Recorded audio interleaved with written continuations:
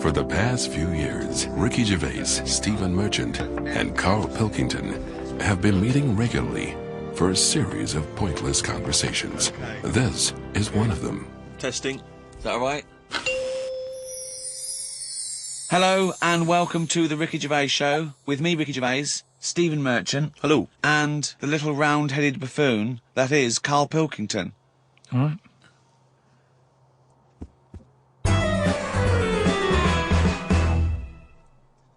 Rick, you'll be pleased to know we've already had some responses, and Simon and Mark have already emailed us in this link to something that was on the BBC News website. I don't know if you're familiar with this, but it's a remarkable story. Lion mutilates 42 midgets in Cambodian ring fight. That's just the headline. That's a hell of a headline. That makes me want to know more about the story. Well, that's what a headline should do. Spectators cheered as entire Cambodian midget fighting league squared off against African lion.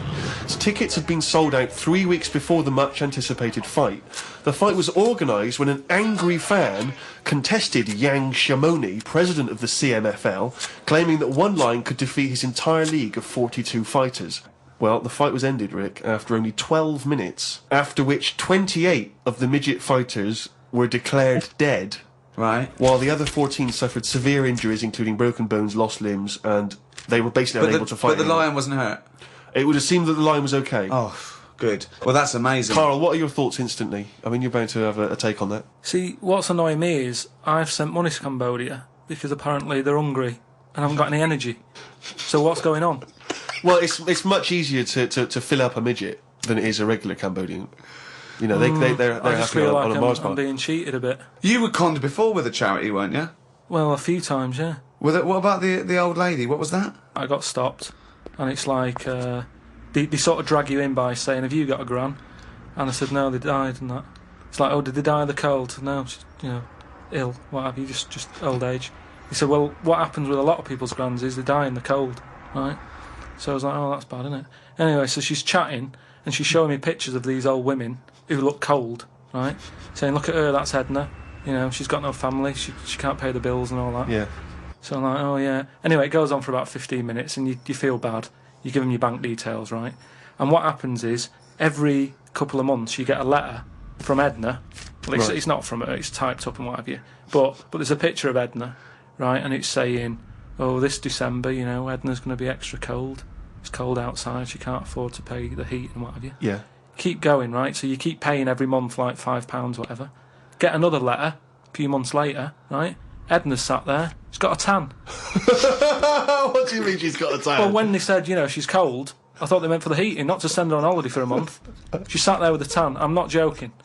Are you sure it wasn't just a slight problem in the printing? No, definitely. Sure, it wasn't well happy. Sure, it wasn't liver failure. You see, when does it become bad to avoid people like that? Do you know what I mean? Because some people say you shouldn't.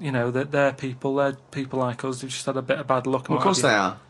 Yeah, I know, but I remember one on our estate, right? And she was a bit. What's the word that you can use? Because I don't want to offend anyone. But I'd say but sort of mental homeless.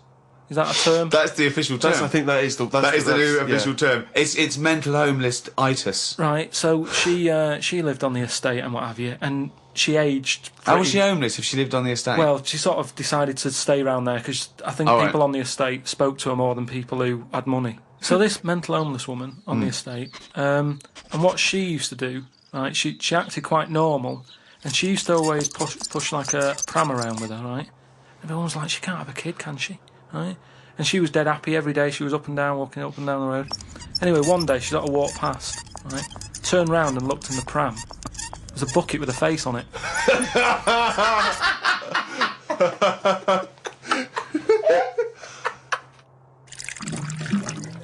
Rick, we've had an email here from a bloke.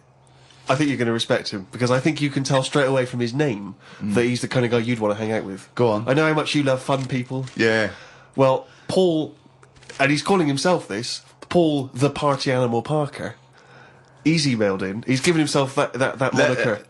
Right, I assume they're in sort of like quote marks, They're are they? in speech marks, yeah. Brilliant. Party Animal Parker. And he's calling himself that. Yeah. That I can't wait. So when you picture him, what are you thinking? Millhouse. Right, okay. I think he looks like Millhouse from The Simpsons. Yeah. He's working in sort of an IT department, maybe? Yeah, for a large possibly. organisation? Oh, I think he might still be at school. Okay, right, yeah. Yeah, I think. And this is the vital question. Do you believe him to be a party animal? I believe him to be a party animal is as much as a man with a long scarf that his mum knitted him to look like Doctor Who can be a party animal, yes. Do you think that when people are organising parties at his school, they're thinking the first person they got to get on the list and make sure he's guaranteed as You've got to take Paul the party animal. Because I I bet he's got millions of affectations. I bet he wants to be known as the one that carries around a biscuit tin. Yeah. You know, he's got the scarf. He's the guy who only ever wears bowling shoes. It's his thing. It's his thing. He's a little bit kooky, it's his thing. And it is fairly interesting what he sent in. He's found this on the web. A Serbian man who has invented a sex machine for women. And he's appealing to Western women to test his device. It runs on a 390-volt electric engine, simulates sex, and has a 7.5-inch artificial penis.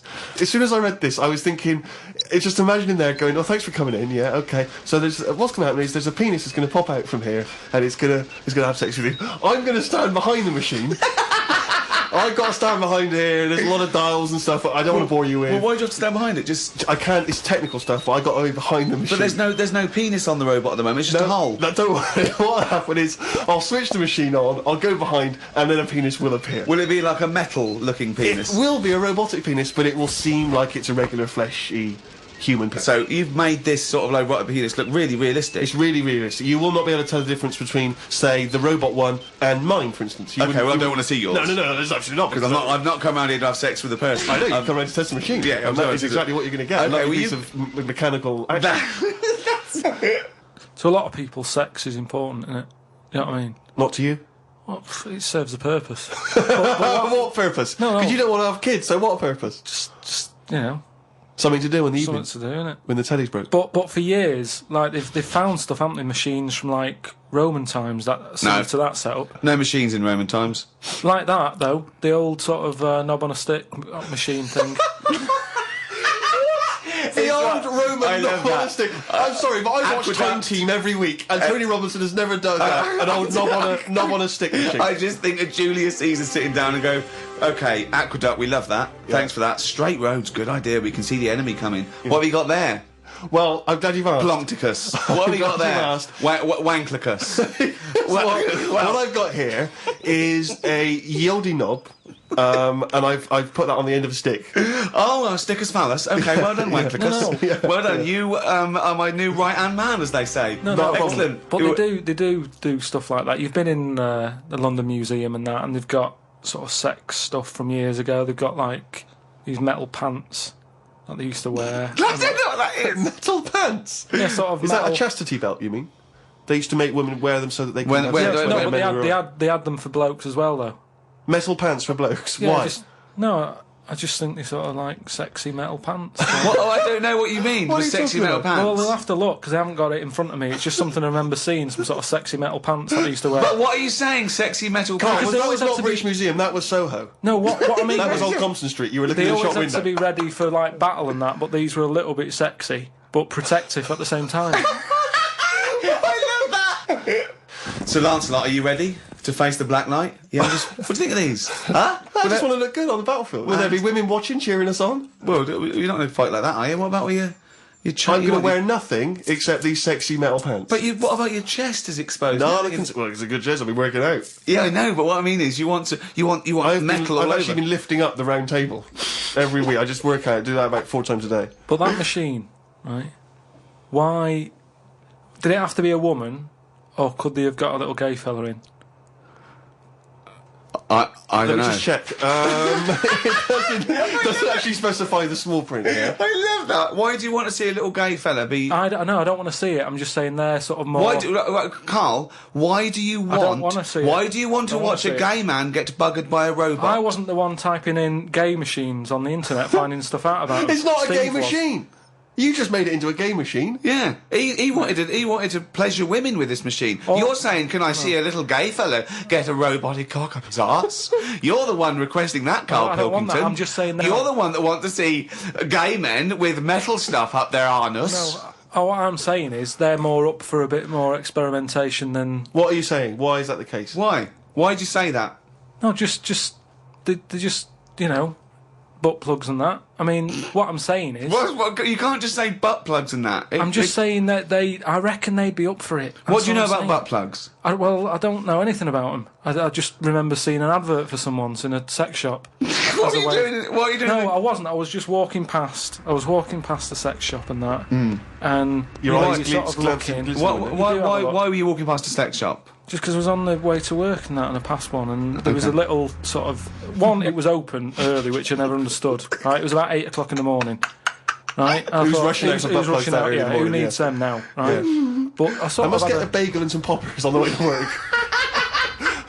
I walked past it, and it had like a little post-it note, or postcard type thing, and it was like, pop in now, buy an item, chuck in some free butt plugs.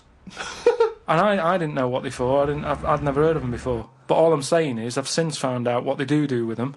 What and do if they they do that with them, then give them a go on that.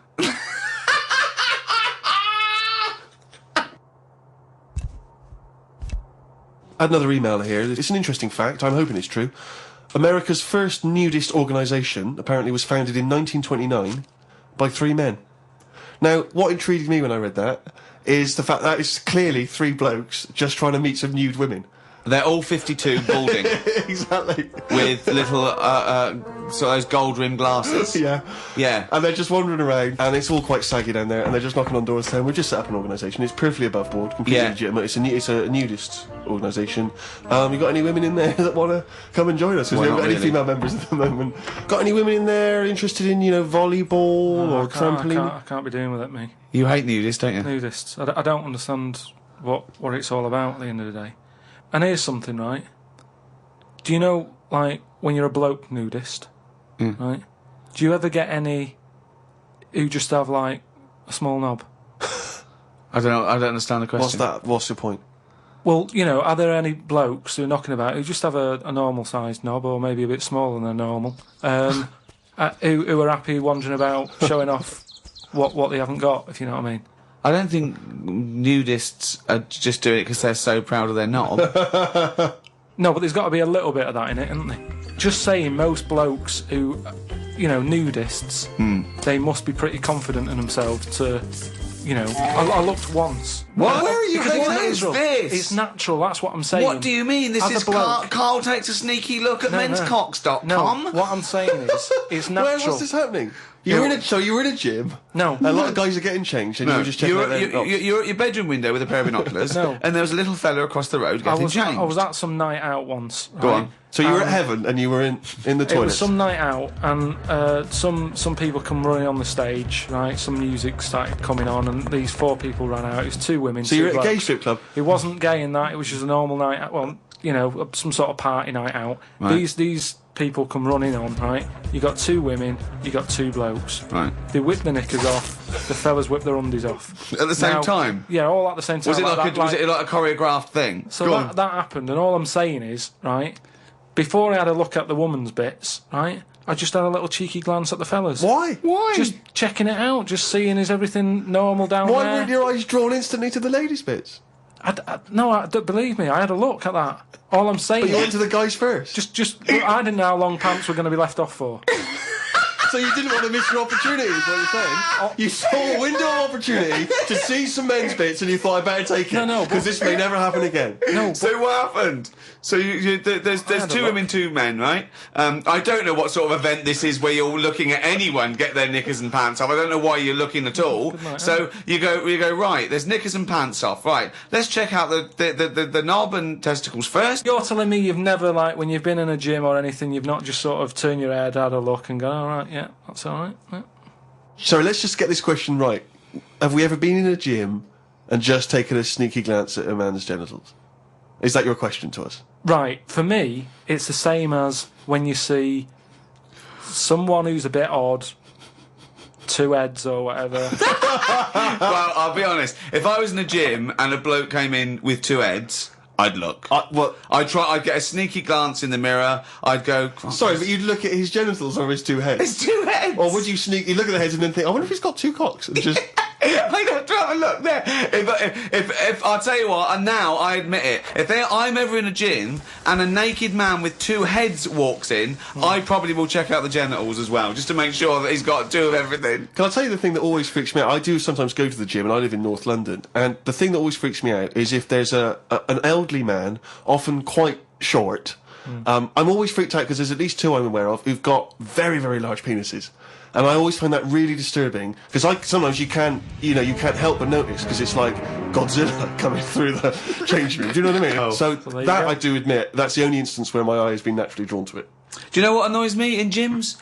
Where people walk round happily naked all the time whistling. They get weighed naked, pop a towel on and take off 3 ounces. How exact have those measurements got to be? Yeah. Do you know what I mean? Pop a towel on. I mean, unless you're going on the space shuttle, I reckon you could give or take a couple of stone. Yeah, exactly. Yeah. Absolutely right. Well, we've put that to bed. Karl, can I ask you a question? Go on. I know this is what a lot of the fans are already wondering. Is there going to be some monkey news today? There's got to be. Of course there is. Yeah? Yeah. All right. Question. Well, I don't want... I'm worried because maybe this will steal your thunder. But Sarah has emailed this in, a chimp mauling under investigation. I know you're concerned, because this actually fuses 2 of our greatest features, Monkey News and Knob News, into one seamless whole. Oh. Investigators said they are trying to figure out how 2 chimpanzees that viciously attacked a visitor at an animal sanctuary escaped from their cage. This is the grim bit. The chimps chewed off a man's nose and severely mauled his genitals and limbs. Why did they go for his genitals? Both of them did as well. Eh? Both of them. Did you say 2 chimps? No, you're right, yeah, it was chimpanzees too. Yeah, I don't know if both of them went, they just saw that they're dangling away and they you just go for the nose? Yeah. I go for his bollocks. And then what accent have they got there? I don't chimps? know. Were they kind of New York gangster chimps? They're like soprano chimps. What happened to them anyway? Well, unfortunately, they were shot dead by the authorities. You see, that annoys me a bit. I know, well, again... What are you talking about? They're attacking people's gonads! I know, but they were happy in an African jungle a couple of years ago. That's what they do, isn't it? That is what they do. But why aren't they just sort of tranquilised? Where was this? Why Was have I this been in a accused zoo? like it was my fault? Just because I happen to be reading... Sarah, who emailed it in, the one who should be getting a bollocking. It just annoys me how one way it's kind of like, we try to save the pandas, and then the next day someone's shooting them or whatever. I've talked about this before, about St. George killed the last dragon. Right? No, it didn't exist. It's the same thing, though. No, there's never been any dragons. No. It's a mythical creature. Well, you don't By know mythical, that. it means we made this up, like the unicorn. I don't even... What was your point about the dragon? What's that got to do with this? Because I'm saying how, like, why is it all right to be going around, going mental with a gun, shooting all the monkeys and killing them? Because one day we're going to run out. This was an animal sanctuary, though. So presumably they had quite a cushy time there, because most of the ones I've visited, they've always got it easy. They're hanging around on tyres, they got comfy chairs, they're wanking. They're going berserk, they're loving it. But hang on a minute, you've just answered your own question there. You said they're in a sanctuary, so they haven't had a good upbringing. So they're going to be a bit more, like, madder than other monkeys, aren't they?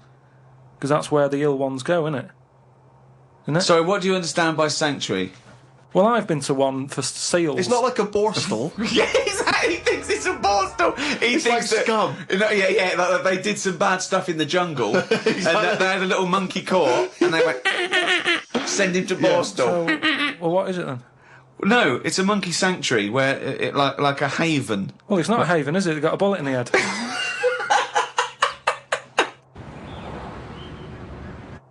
Talking of eating knobs, Carol Thatcher, a daughter of one of our leaders. Sure. Well, you saw her in I'm a Celebrity, Get Me Out of Here. She popped a couple of bollocks in the mouth, chewed them up, swallowed them. Oh. Kangaroo penis there, dried. She couldn't even get... It was so tough, she couldn't even get through it.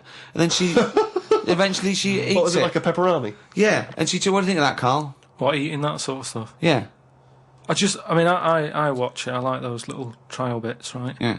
But what I don't think people realise is, right, it is hard eating a little kangaroo knob. Right? Really? How do you know? No, it's just, you think about it and you go, oh, I couldn't do that, right? But what they never mention on the TV programme, which I think takes it to the next level, right? They're eating that at like 7:30 in the morning. Sure. Right. Which is worse, innit? Yeah. Do you know what I mean? If I was there and Ant and Dec said, right, Karl, eat the knob, I'd go, hang on a minute. It gives a few hours. Let me get some rice and that on my belly and just sort of fill me up a little bit more. I'll pop back at about 6:30 this evening. Right. Have it ready. And I'd be happier then. It's just that thing of, you know, you don't want to eat animal genitals on an empty stomach. So what are you saying? You could I'm saying like I could eat a knob at night, but just cut that there. We'll loop that. If any DJs are listening, just take that quote. I could eat a knob at night by Karl Pilkington. Maybe do a dance remix. Yeah, I think maybe you're sort of a house producer, and you could maybe get some kind of high energy beat going, and then we could just send that out to some of the gay clubs. I'm sure it'd be really popular. Please, anyone send us, that looped with a nice little, funky house beat. Karl Pilkington saying I could eat a knob at night. Rick, it's that time again. It's what everyone's waiting for. Can you do the jingle for us? Oh, chimpanzee, that monkey news. Right, this week the monkey news is about, we all know, like, there's monkeys knocking about that aren't happy in this country. Sure. It is a big problem, it's an epidemic. So they've set up like this place. Okay. Where they all go. The ones that aren't happy in a zoo and what have you, it's getting them down. They can phone a number and they'll come and pick them up. Pop them in this house place, right? And basically, they can run riot in there. Yeah. To get freedom to sort of cheer themselves up. There's 3 people running this place, right? So these monkeys, big house and that. PlayStation, anything they want. Gym, all that lot. Gym. One of them wanted to mess about with the woman's breasts. Right? Which woman's breasts? The woman who works there. Right. Right?